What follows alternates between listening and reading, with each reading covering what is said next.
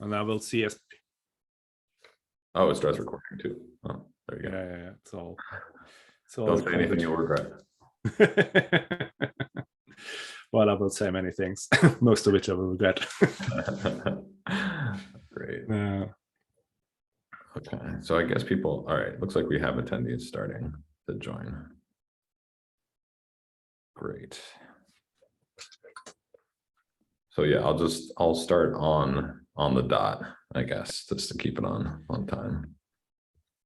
Okay, yeah, that's good.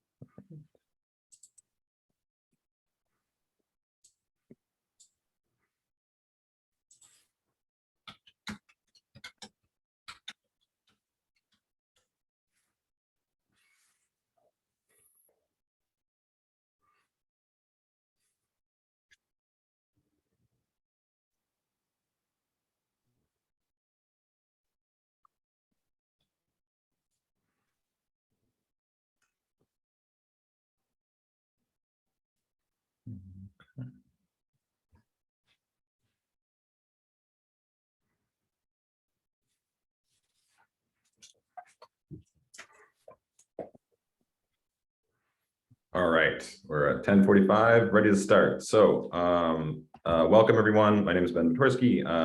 I'll be helping sort of moderate everything. I can help a little bit with technical issues. I'm not a Zoom aficionado, but I can help to some extent. So feel free to put that in the chat if you're having any issues.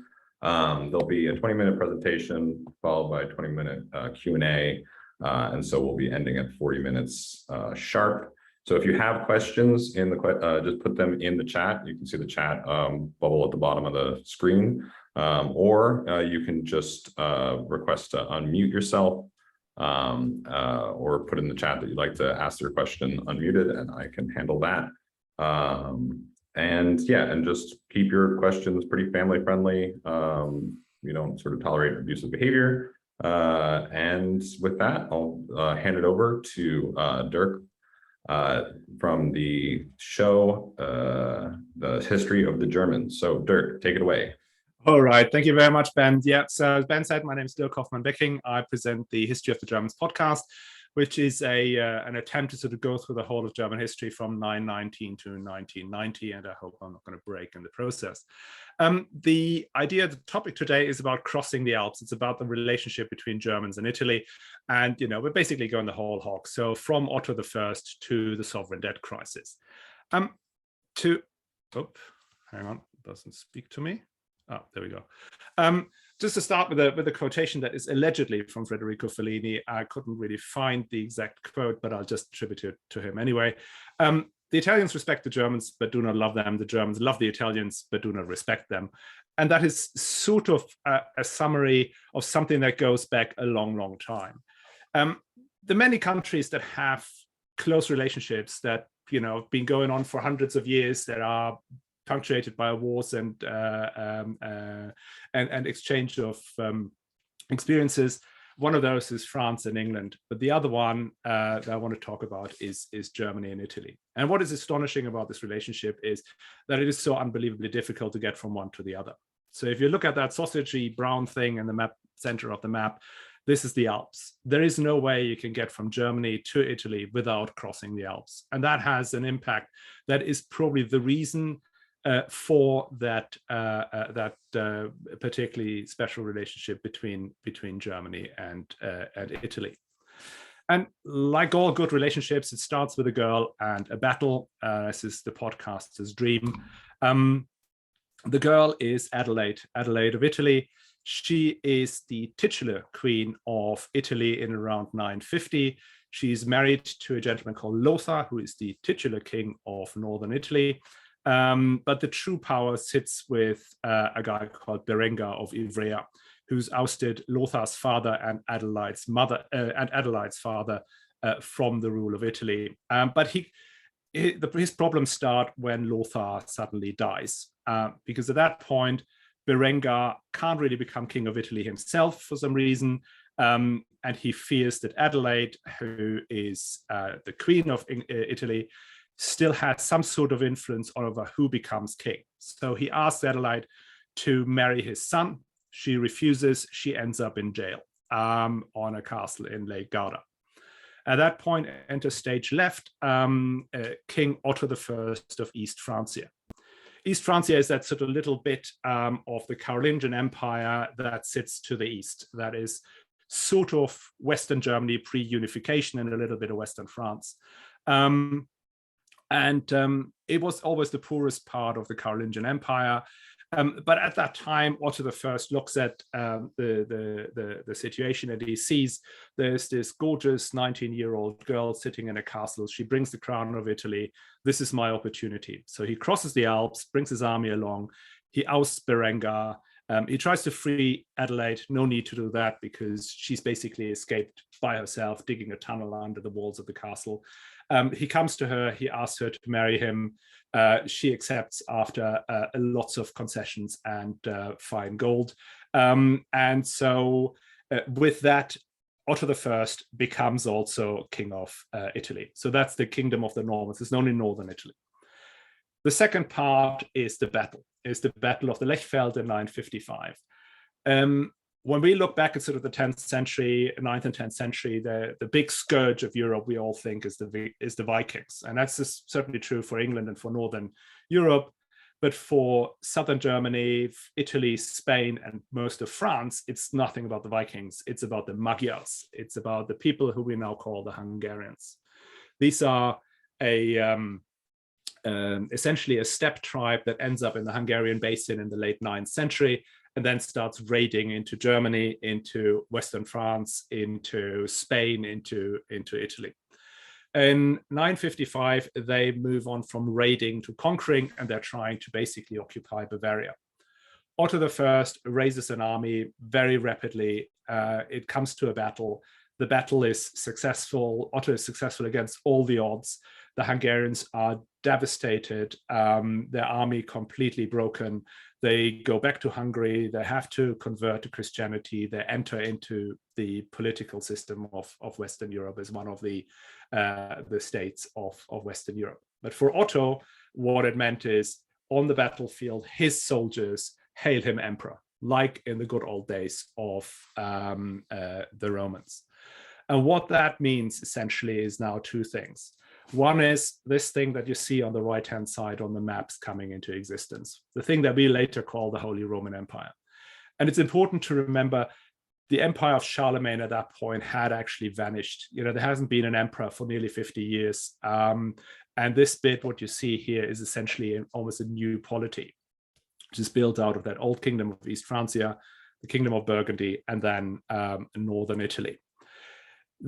This is a huge landmass. And the other thing that it has is it has a very unique feature which no other monarchy has. If you're king of France, you get crowned in the cathedral in Reims by the Archbishop of Reims, so somebody who's under your control. Same thing if you're the King of England, you get crowned in Westminster Abbey by the Archbishop of Canterbury. If you want to be emperor, you have to be crowned in Rome by the Pope. So you have to go outside your own territory, and you have to find a Pope who's going to crown you, who's not under your control. And the problem that you then have is you have to go across the Alps. And, you know, this is a modern map. It shows the main Alpine passes. They're exactly the same Alpine passes there were in the 12th century. There are no more than there are today. And it is a long way. It's a long way. It's an arduous journey. And then the problem is on the other side.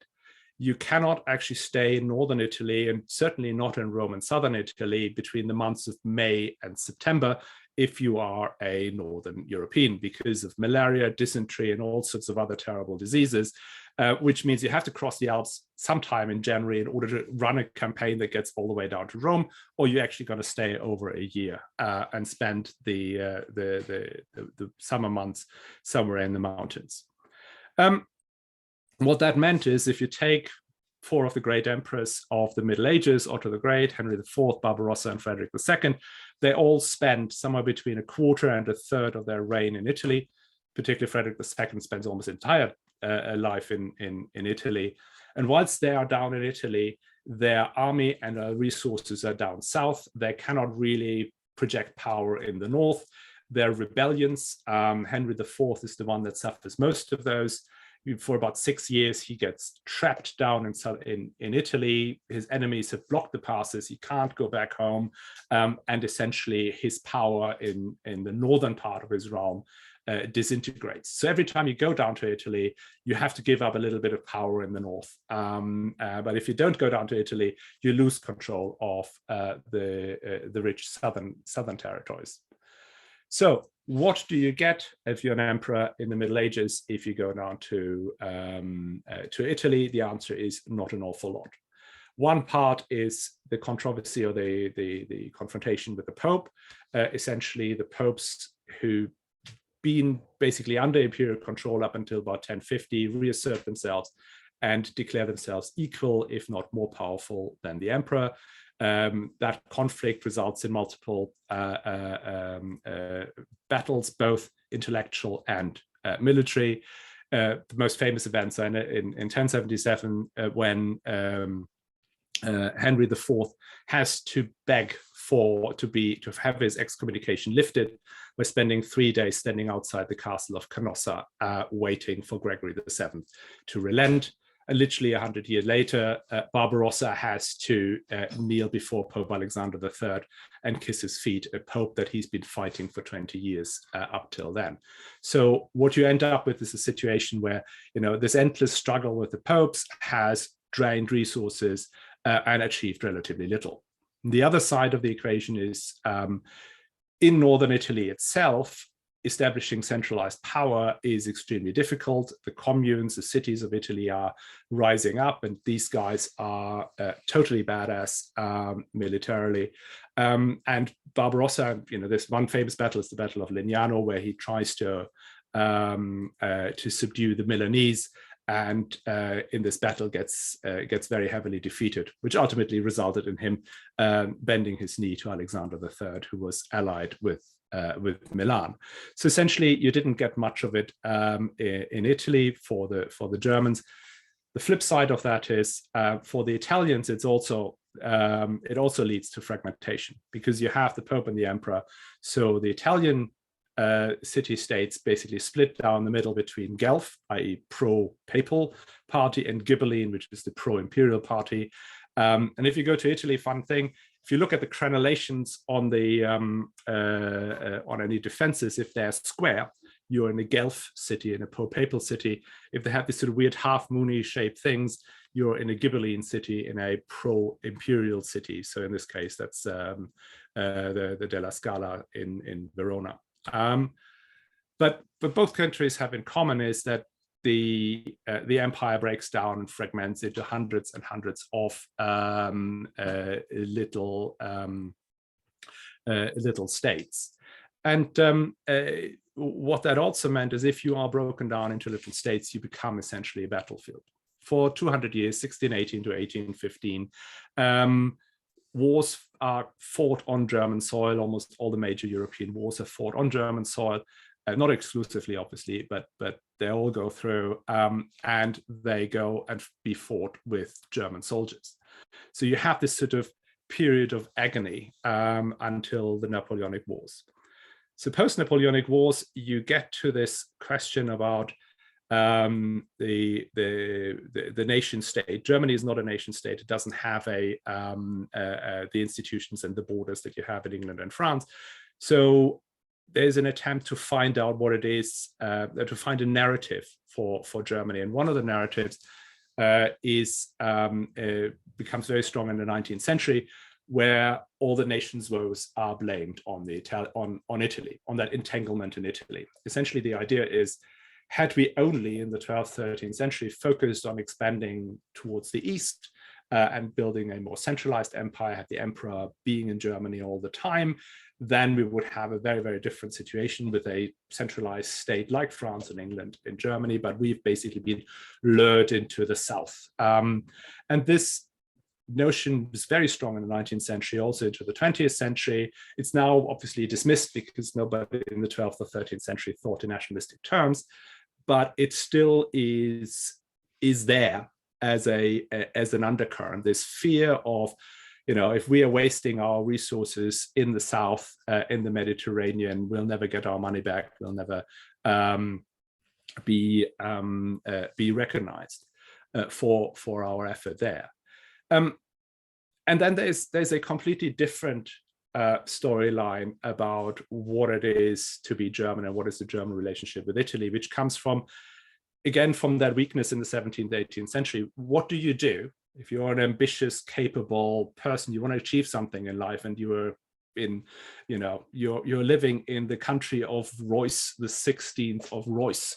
You're not going to go into politics. You're not going to go into military. What you're going to do is you're going to find some recognition in what's called, the kingdom of the mind. You go into music, you go into philosophy and science and engineering and literature.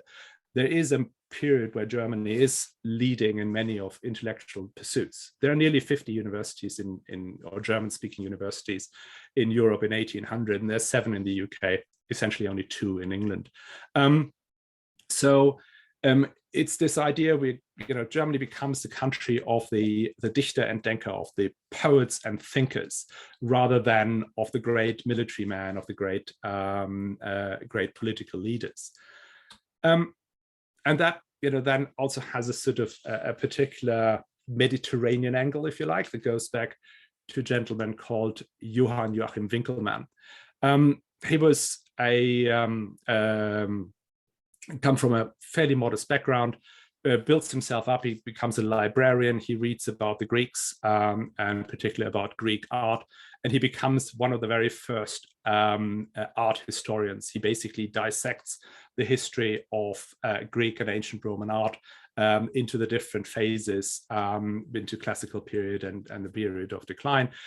But where he matters most for us is the story about his idea that you have to thrive to become like the ancient Greeks. You will never be able to surpass them, but you can become close to them.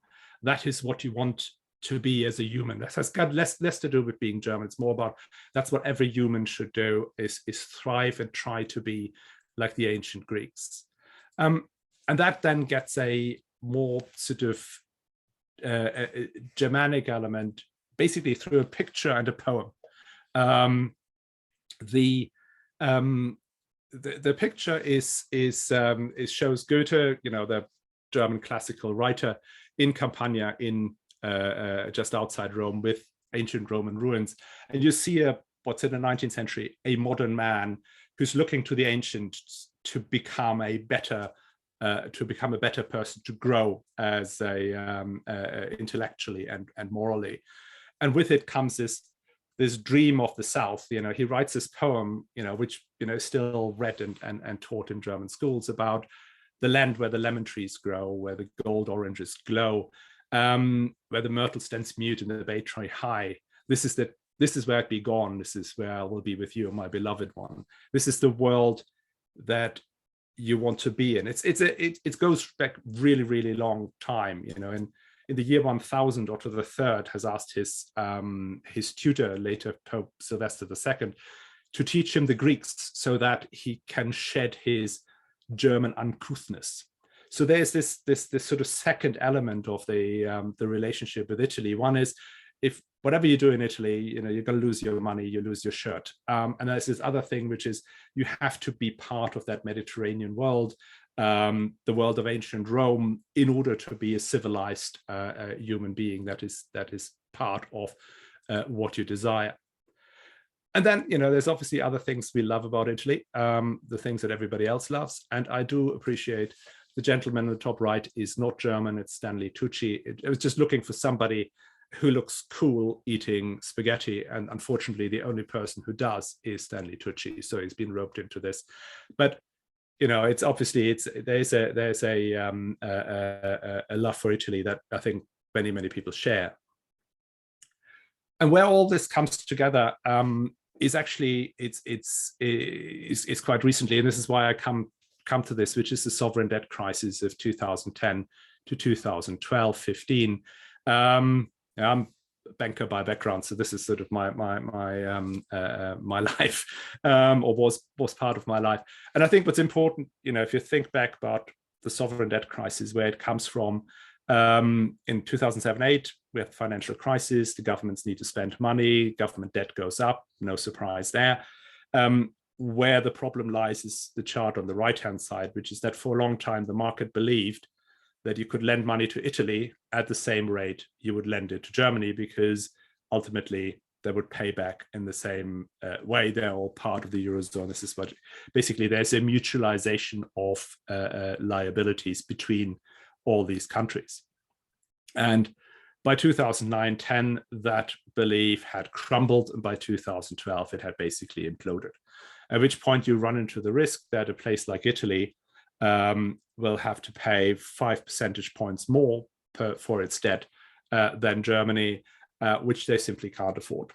On the other hand, Germany and the rest of the Eurozone cannot let Italy go, because there's nearly $3 trillion of debt in Italy, and there's nobody else can absorb that. Greece, Ireland, and Portugal could be absorbed, but not Italy. And so at this point, the call is on. The call is, are you, as Germans, is Germany going to fund and guarantee the debt of Italy? And will the notion, well, whatever we do in Italy, we always lose our money, prevail, or will the other narrative prevail, which is we'll have to be part of that Western European polity, in this case, the EU. And it starts with the first thing, which is the first response, which is Angela Merkel's response to say, well, I want you to do to sort yourselves out. We're not giving you any money. We just tell you what to do. And it's in part very extreme policy. I mean, she basically got Mr. Berlusconi fired, largely because he said something about her, which we cannot mention in this podcast. But check it out, Google it, what he said. So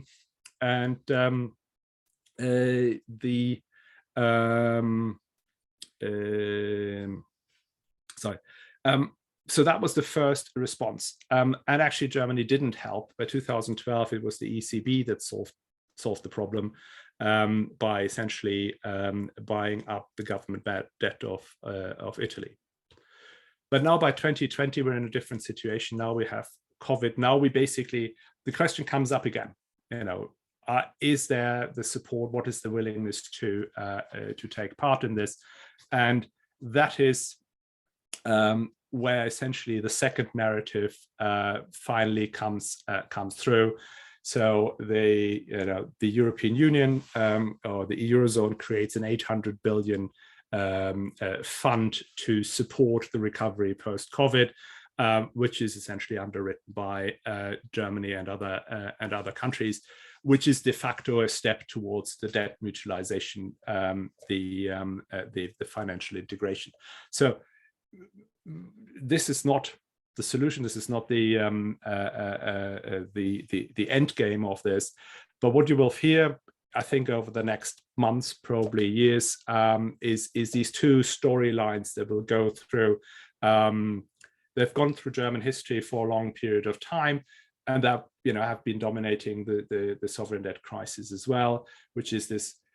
You will hear German politicians say, "Oh, we're going to lose our shirts if we go in," and you'll hear them saying, "But there's no alternative. We have to help." And these things go back a long time. They go very deep, and are something that is quite inherent, and tells you how long these relationships are. So I think I've spoken quite fast, and there's quite a lot to go through. So, and I'm sure many people will fundamentally disagree. I think I've seen already somebody telling me that my quotation is wrong. It's Luchino Visconti, not Federico Fellini. I will double check whether it's him. I couldn't find a source, but Eric, if you do have one, that'd be fantastic. Yeah, and with that, I think we'll open up for questions. Great, thanks so much. So yeah, if you have questions, you can put them in the chat. I realize you can also raise your hand, and I can, I think, let you ask the question. We'll do that live. But so there is one question from Rob. When you speak of Germany, do you include the HRE, thinking that the Habsburg interest in northern Italy saw a conflict across northern Italy from the 16th to the Napoleonic Wars? Yeah, I mean, this is the classic question if you try to do German history, because technically, you know, German history for Germany as such starts in 1871, but that doesn't mean that nothing happened before 1871, which is why the podcast is called The History of the Germans and not The History of Germany. But you're absolutely right. There is this whole period of the 16th century to the Napoleonic Wars where particularly the Habsburgs rule northern Italy, and particularly during the Renaissance period, Italy becomes the battlefield of Europe where French and Habsburg interests collide. And again, for the same reason, there is a fragmented polity in the center, and it has a sort of similar response on the Italian side. In the definition, in the self-definition of the Italian national identity, which then harks back to the Battle of Legnano as one of the moments where the Italians beat the emperor, and the emperor at that point is conflated with the Austrians, the Spanish, and obviously the medieval emperor Frederick Barbarossa, who was at that battle. But it's it's a similar story. As for the German national consciousness, I think it's important to understand that there was a debate in the 1830s to 1871 about whether Austria and the Habsburg Empire is part of Germany or not. And what ended up being the case is that it was a Prussian-led Germany rather than an Austrian-led Germany, which left the Austrian perspective on the world move into the background. So when I think I talked about Heinrich von Siebel, who was a proponent of this whole idea of missing out on the East and going south. His opponent was Friedrich von Vicker, who was took the Austrian perspective, and he talked about the fact that the Holy Roman Empire was essentially an association of multilingual polities similar to the Austro-Hungarian Empire, and this is basically the nation's destiny, is to live in these multinational entities. But that is the debate that essentially then ended with Bismarck's decision or Bismarck's success in 1871. Does that make sense? Looks like we have another question from Rob as well. A follow-up question looks like it says, was it Otto I on the slide over 30 years in Italy? That is a large amount of time. How did he hold the empire together? So the one that spent the longest time in Italy is Frederick II. So he's the grandson of Barbarossa. He is so his father was Henry VI. He was the emperor. His mother was Constance, the daughter of the King of Sicily. And when his father died, his mother took him to Palermo, and then his mother died. And so he basically grew up in Palermo very much as a Sicilian. And he didn't. His godfather was the Pope, and the last thing the Pope wanted was for the Kingdom of Sicily and the empire to be in the same hands, because then the papacy is basically wedged in between Sicily and the empire. So he managed to become godfather to Frederick II and convinced him not to go to Germany to be crowned, even though he was crowned when he was a child. But he didn't exercise any power in Germany up until about sort of 1205, 1207, when he finally, basically as a way of forward defense. So his uncle took over as king of the Romans, so he took over the German part, but he was in a constant fight with Otto IV, who basically beat him, and then at some point tried to attack Sicily, at which point Frederick II came back and tried to take Germany. He spent about, a bit over 6 years up there, and he didn't really exercise much control. What he then did, he put his son in charge. He went back to Palermo because he didn't want to be in Germany. And so he put his son in charge of Germany, but his son essentially disobeyed him at some point. That was the second time he went. He beat his son, put him in jail, put another son in, and tried to control it from there. But essentially, at that point, he was basically an absentee landlord. From that onwards, all the other emperors that followed, so the Hohenstaufen die out, and then all the next ones, all they're in for is building the territory of their families. They're no longer trying to bring the empire together as a centralized state. That just doesn't work. They're just trying to build their family possessions. So Rudolf von Habsburg tries, basically gains Austria out of his ability to be emperor for a period or king for a period, but there's no interest in bringing Germany together in the same way as the French kings do, or the English kings, but they don't even have to do something about it. So yeah. Great, thanks. So we have another question from Mark. It says that he loves the podcast. Is there still some strong connections to German culture in Northern Italy? Well, it depends which direction you look. In the same way that sort of English people go to France on holiday, German people go to Italy on holiday. It's this, it is the number one destination. There's a lot of cultural links, and the famous quote is, tiramisu, we're cooking German food, we have tiramisu. That's basically a very deep love between Northern Italy, Italy in general, and Northern Italy specifically, and the Germans. The other way around, I think it's very hard for me to say that, whether that's what the Italian state of mind is, but there was a large immigration from Italy into Germany in the 1950s, 60s, and 70s that clearly shaped some of the perspectives on Germany and Italy, and the interaction through tourism. But I think the sort of, let's say, the love of the underlying culture is, I think, from the Italian perspective, there's no more link to Germany than to any other country in Europe. Yeah.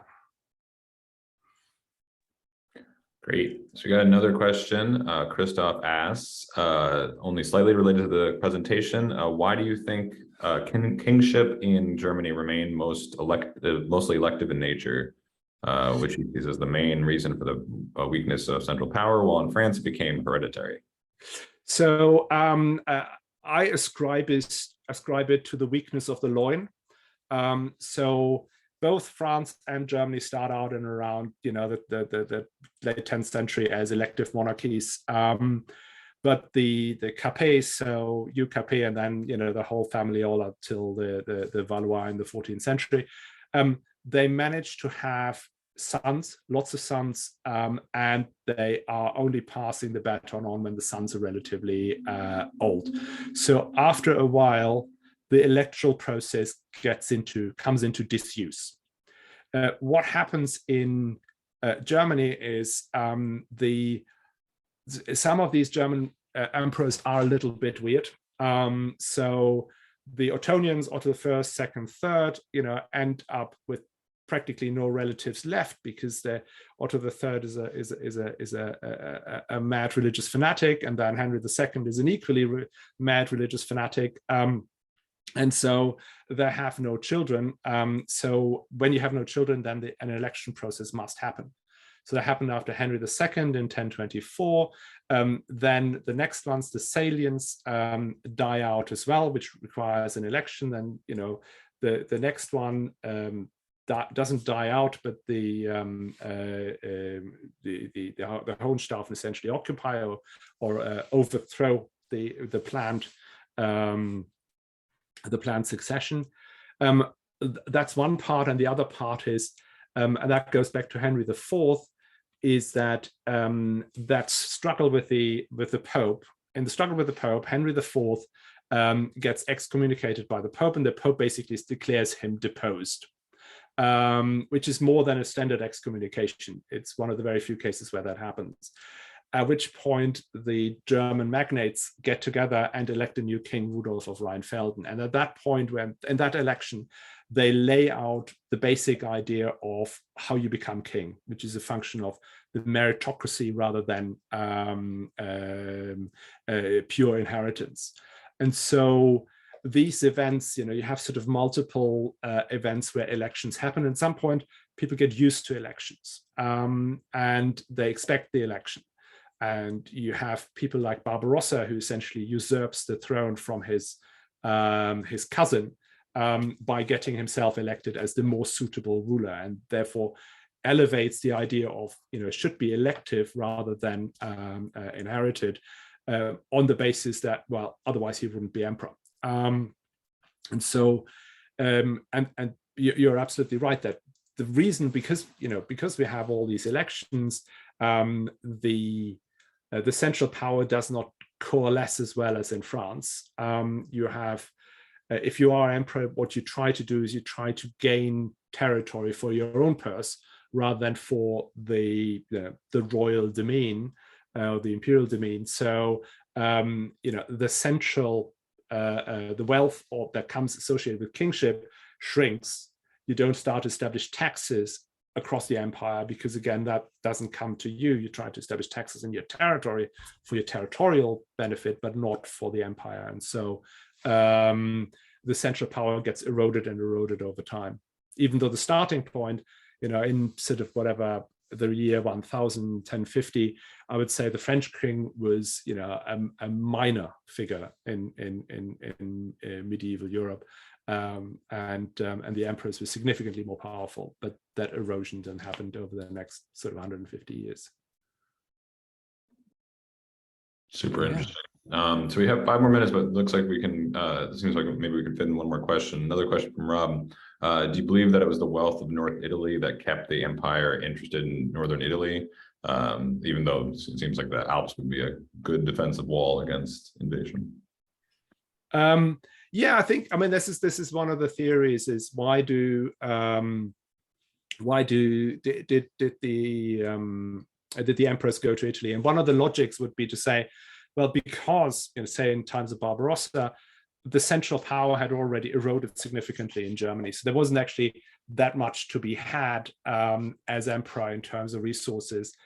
You secondly have the problem that Germany is much, much poorer than Northern Italy.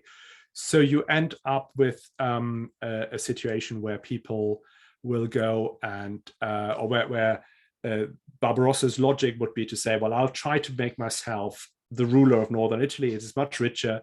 There are no major magnates, there's cities. And because he's grown up as a knight, he's got a knightly training. He believes in the power of the aristocracy. He thinks all cities are essentially grubby merchants. So he'll be able to occupy it, and that will be the resource base on which he will then be able to rule the empire. And that is essentially, that is one of the theories. I'm never quite sure whether that is really true, because I don't think the emperor really thinks that much in these kinds of categories of economics. It is more, I think the idea of honor of the empire is even more important. So the fact that these cities would stand up to the emperor and not yield is much bigger driver to push him back. So if you look at the he tries to, he besieges a city called Alessandria. And the reason why he does that is simply because the city is named after Pope Alexander III, his arch enemy. There's no other reason. It's not on his military route. It doesn't have any resources. It just angers him to the core. And what angers him even more is that he actually can't take the city. And so I think these kinds of dynamics playing a very significant role in his thought process. But clearly, if you look at the wealth gap between Italy and Germany, it is a very, very attractive prize. Sicily is an equally attractive prize, which the Hohenstaufen ultimately get. So it does matter. Good. Great, thanks so much. Yeah, it seems like we only have a couple minutes. I don't know, Dirk, if you have any sort of closing remarks you want to closing remarks. Thank you very much for listening. Oh, okay. I think there's another question here. The aspirational interest in classical Greece and Rome. The Dorian invasion. I'm not sure that was really understood by the 18th, 19th century. I can't remember when the whole concept of the Dorian invasion and the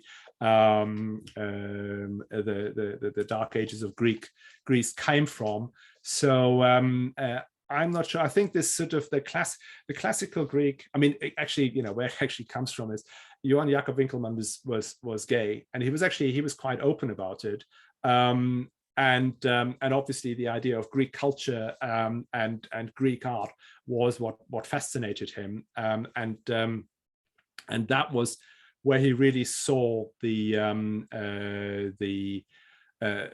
his aspiration was. And his aspiration again was not about Germans should go and become like the Greeks. He said everybody should become like the Greeks, and that's where his motivation originally came from. Whether that topic later comes back in the 20th century, I would need to look up, but that's a very interesting question. Yes, sorry, I just have to jump in. Thanks so much, Dirk. Thanks for everyone attending and all the really great questions. You can continue the conversation, I think, in the main chat room when you leave the lobby, but thanks a lot. Yeah, thank you very much for listening. Cheers. Take care.